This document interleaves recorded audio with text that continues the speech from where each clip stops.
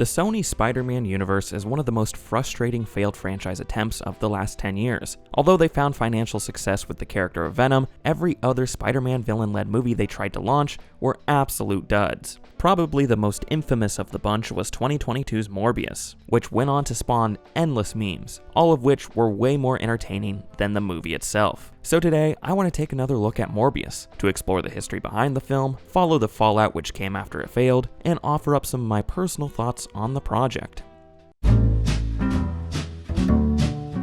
Before we got the masterpiece that is 2022's Morbius, we almost saw this character on the big screen way back in the 1990s. Morbius was set to cameo in the 1998 film Blade, played by the director Stephen Norrington, and was going to set up him being the main antagonist in the sequel. However, this cameo was cut, and after Norrington decided not to return to the second film, plans for this character were dropped altogether. We then had to wait almost 2 decades before a big screen adaptation of Dr. Michael Morbius would be greenlit. In 2017, Sony announced a film based on the popular comic book character Venom, which was meant to launch their own cinematic universe known as Sony's Spider-Man universe. As I'm sure most of you know, Disney owns almost all the characters from the Marvel comics. Keyword is almost, as in 2017, a lot of the rights to Marvel characters were split up between 3 major studios. Disney, of course, had Iron Man, Captain America, Thor, and everyone else you see in the Avengers. But the X-Men, Fantastic Four, and Deadpool belonged to Fox, while Spider-Man and most of his rogues gallery belonged to Sony. But Disney did reach a licensing deal with Sony, so they were able to incorporate Spider-Man into the MCU.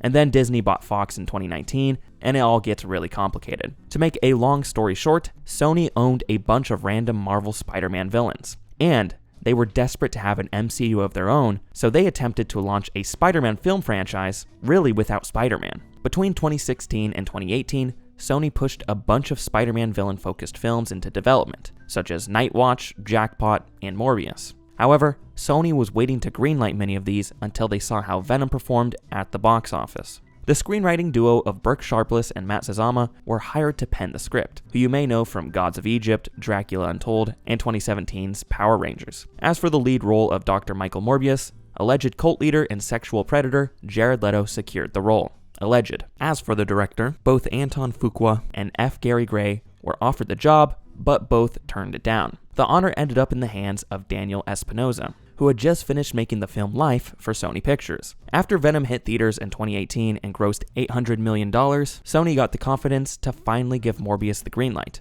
giving it a release date of July 10th of 2020. More actors were added to the cast in late 2018 and 2019. Such as Adria Arjona and Matt Smith, and the release date was pushed back to July 31st of 2020. Principal photography kicked off in February of 2019, shooting primarily in London and lasted until June. In January of 2020, we got our first trailer for Morbius, which, oddly, had an appearance from Michael Keaton's Vulture and a shot with Spider-Man graffiti art. This, of course, caused much confusion on whether this film was set in the mainline MCU or not. Sony stated that these films would stand on their own in their own little pocket universe, but that there was potential in the future for Spider-Man to cross over, as part of their deal with Disney meant that he could potentially appear in Sony films. However, most of Michael Keaton's scenes were reshot, and the scene with the Spider-Man graffiti art wasn't even in the final film. In fact, that graffiti was added in post, without the director's knowledge at all. Reshoots for Morbius took place in LA in February of 2020, but had to be cut short due to the COVID-19 pandemic. This also caused the release date to be pushed back to March 19th of 2021, and then again to October 8th, and then again to January 21st of 2022. In January of 2021, more reshoots took place, reportedly due to script issues, and the film was rescheduled yet again to January 28th of 2022. You're not going to believe this, but the film was pushed back yet again to April 1st of 2022, where it finally remained.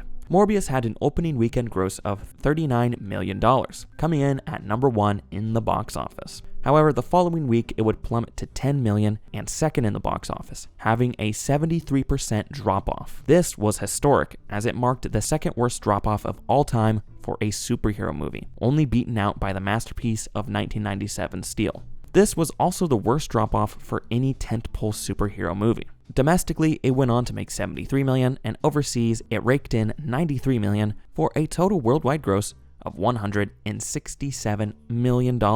and against a budget of around $83 million, it's uncertain whether or not this movie actually made its money back. This is because movies usually need to make back around 2.5 times their budget in order to break even, as that original figure doesn't account for marketing, distribution, or the theater's cuts. So this throws Morbius's flop status up for debate, as I personally think it's likely Morbius lost a bit of cash, but Sony themselves came out and said it turned a profit, so who knows. But you can still definitely call this film a failure when it comes to the reviews. The movie currently holds a 15% critic and a 71% audience score on Rotten Tomatoes. But I have a sneaking suspicion that many of those positive reviews are ironic. I just can't prove it. The film also has a 5.1 out of 10 on IMDb, a 35% score on Metacritic, and a 1.6 out of 5 on Letterboxd. Although it got snubbed for Best Picture at the Oscars, it did get nominated for Worst Picture, Worst Director, Worst Screenplay, Worst Actor, and Worst Supporting Actress at the Golden Raspberry Awards, with it winning the last two. So now that we know the history behind the film, let's explore what happened to the character afterwards,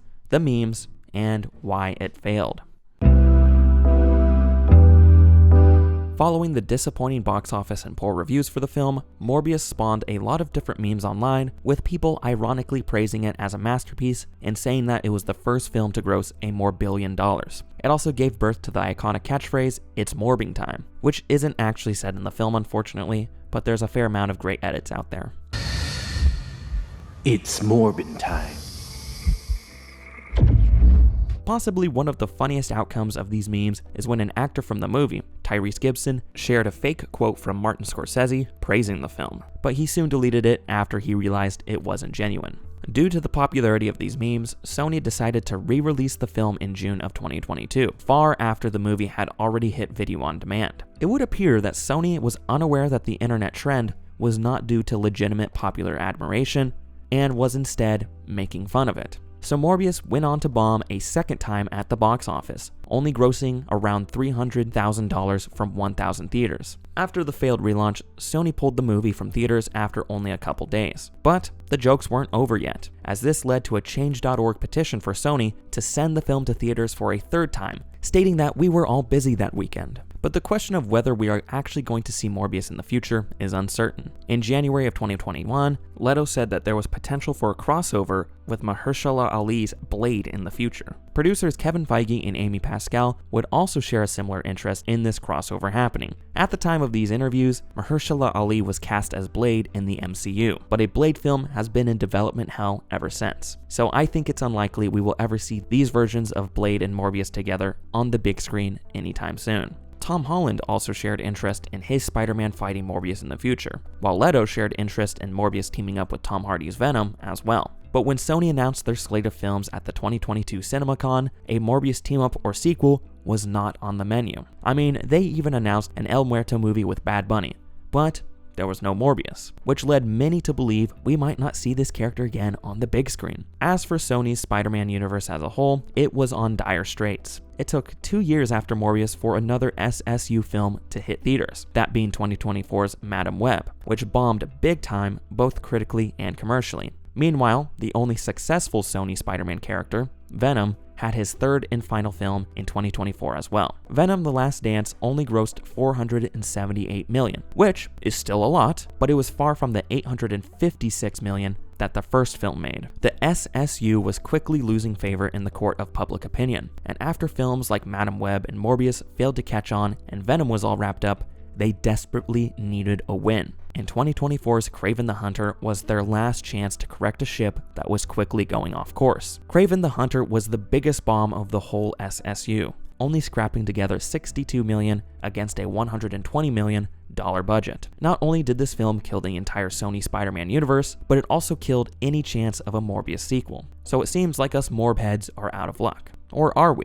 As we've seen many times before, no one is truly dead in superhero media, and that's certainly the case with all this multiverse stuff going on. I could see Morbius popping up again in the future as maybe a one-off gag, much like the cameos we saw in Deadpool and Wolverine, but who knows? Personally, I hope Morbius stays dead because I don't want to see Jared Leto's face any more than I already have. Following the public mauling this film received after its release, many of the people who worked on it would come out and disavow it. Matt Smith would say this in August of 2022. "Yeah, it was thrown under the bus, but you just have to roll with it. What else are you gonna do? It's a film. At the end of the day, we're not saving lives. For whatever reason, it didn't quite work out, and it is what it is. Actor Jared Harris, who plays Dr. Emil Nicholas in the film, would say this about taking the job. "I have a mortgage to pay, you know. Sometimes you say yes to things because you need money." Finally, the director himself, Daniel Espinosa, would state that he regretted the film in an interview in 2024. Here's a quote about the whole experience. "To make a movie through committee, I think, is very hard, and I felt in the end that maybe a different director would have been a better fit." As for why the film had a disappointing box office gross, I think there's a plethora of reasons. First off, Morbius just isn't a popular comic book character. No one outside the comic book community knows who he is. You compare that to Venom, who is pretty well known to a lot of the theater-going audience, or at least he's well known by the people who show up for these types of films. Next, the SSU is far from the MCU. I think the only reason the first weekend gross was so good is because people recognized that Marvel logo, and maybe some people who saw the trailer recognized Vulture and the Spider-Man graffiti. Once it became common knowledge that this wasn't an MCU movie, the box office turnouts dropped off a map. That's why you have that 70% drop off in the second week. Also, as we discussed before, the countless release date changes and reshoots signaled low confidence in the property and an inconsistent marketing strategy. And then of course you have people like me who just hate Jared Leto and don't want to support his work. I think studios nowadays greatly overestimate how much of a box office draw this guy really is. Sure, he has his 30 Seconds to Mars fans, but I don't think they are enough to carry all his films to financial success. And there's also the memes. I'm not sure if these helped or hurt the film. We have seen memes skyrocket the box office of different movies many times before, from Barbenheimer to a Minecraft movie to Minions: Rise of Gru. But the thing with those memes is that part of the meme was seeing the film in theaters, whether it be dressing up in pink or screeching when Steve says chicken jockey. Morbius's memes didn't require you to actually go to the theater. These memes were just pointing and laughing from a distance. And I think this hurt the film, since it became common knowledge that this movie just wasn't good. And this goes hand in hand with the bad reviews the film got, which for sure kept many folks away from the theater. But what about Morbius is so bad? And does it deserve the hate? Well, I have some thoughts that I would like to share about this film's quality.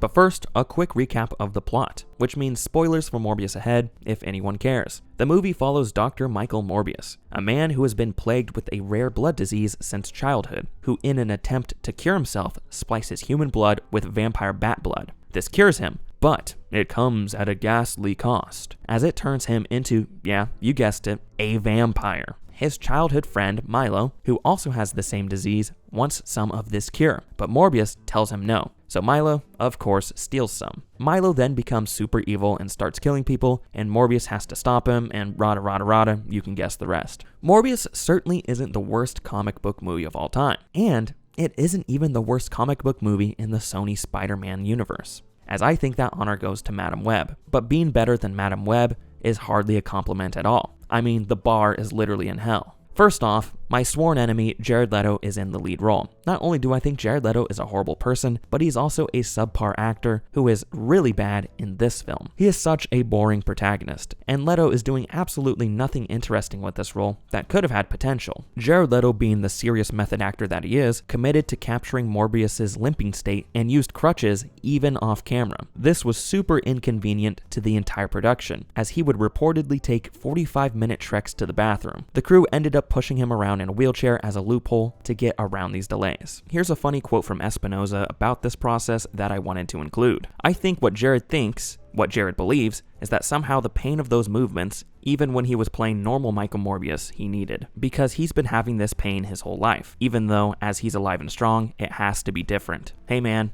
it's people's processes. I just find it hilarious that he's doing all of this for Morbius out of all movies. Like, dog, it's Morbius. You're not winning any Oscars for this one. That just goes to show you how much of a jackass Jared Leto is. They often say that a hero is only as good as his villain, and that is certainly true in this film, as Milo is dog shit. His turn to wanting to kill his best friend and everything he stands for is pretty abrupt and not handled well at all. Matt Smith is a fantastic actor in my opinion, but he is very phoned in when it comes to this performance. But this may also be due to the horrible writing, which is my next complaint. As you can imagine, the writing in this movie is atrocious. Unfortunately, I've had to watch too many movies written by Matt Sazama and Burke Sharpless, and they have a certain way of delivering exposition that just grinds my gears. First off, a lot of exposition is told through news broadcasts and newspaper headlines, which is just kind of lazy. And then they also do that thing where if one character refers to another, they have to say their full name and their relationship to that character. Like, it's not just Milo, it's my childhood best friend, Milo. It's so stupid. We also have these two detective characters that are tracking down Morbius, who offer basically nothing to the plot and are just there to repeat exposition that we've already heard. I think they're also meant to be comedic relief, but I honestly couldn't tell because none of their jokes were even remotely funny. And then there's Adria Arjona's character, who is another great actor wasted on a horrible project. She is the government-mandated love interest, since every superhero movie is required by law to have one, and her relationship with Morbius is so thin and flimsy. They have no chemistry together, they don't have any interesting scenes together, and there's not really a reason for them to fall in love. Taking a page out of the Sam Raimi Spider-Man movies, she is just used as bait by the villain to lure in the hero. They even kill her, which is supposed to be this big emotional moment, but it lands flat on its face. And then at the very end, they tease that maybe she's been resurrected as a vampire herself, but we'll have to wait until that sequel to see what happens next. What really did this movie in for me was the action. Having good action is like the bare minimum for comic book movies. The story may be horrible, but if you can at least nail the action, then it will provide a decent watch. But the action in Morbius is just horrendous. The weird little super speed smoke effect that they used looked ugly, and all the fights just boiled down to these two vampires throwing each other into various things in the environment. It felt like I was just watching two vaguely humanoid CGI blobs wrestle against a vaguely city-like CGI skyline. It was so stupid. God, the more I talk about this movie, the more pissed off I get. But I haven't even touched the worst part yet. Now, although I don't think this is the worst superhero movie of all time, I believe it takes the cake for the worst end credit scene of all time. Seriously, like what the hell is this end credit scene even trying to set up? We have Vulture from the MCU mysteriously showing up in the Sony Spider-Man universe for no apparent reason at all. Like there's vague allusions that it has something to do with No Way Home, but still, nothing is explained to us. Like, not even joking. Vulture says, I don't know how I got here, but I think it has something to do with Spider-Man. This has to make the podium for the worst dialogue of all time, right next to somehow Palpatine returned. Both of these lines of dialogue just hand-wave away earth-shattering plot developments and tell the audience that, it doesn't matter, and you just need to shut up and consume the products. Not only does it not make any narrative sense, but it also is just shot horribly. Obviously, they just threw Jared Leto against a green screen all by himself and gave him these weird cryptic lines. And then, they couldn't even be bothered to bring in Michael Keaton on set. So they just had him voice over his lines on whatever unlucky PA they got to wear the Vulture costume that day. This whole end credit scene is just insulting to the viewer, and it's a great reflection of the SSU as a whole. It reminds me of that Moon Knight comic meme where it just says random bullshit go. That's the Sony Spider-Man-less universe. Random bullshit. Alright. I've said enough about f***ing Morbius. Let's wrap it up. Morbius just straight up sucks. It kicked off this tradition by Sony to put out some of the most boring films possible and expect audiences to just eat it up because it had the Marvel brand attached to it. It starred an alleged creep, was based on a mostly unknown character, and was overshadowed by ironic memes praising it as a masterpiece. It's truly one of the movies of all time. But what are your thoughts on Morbius? Have you seen it? What's your least favorite Sony Spider-Man universe movie? Let me know your thoughts down in the comments. This has been Tom from Isenhart Productions, and thank you so much for watching. I'll see you next week.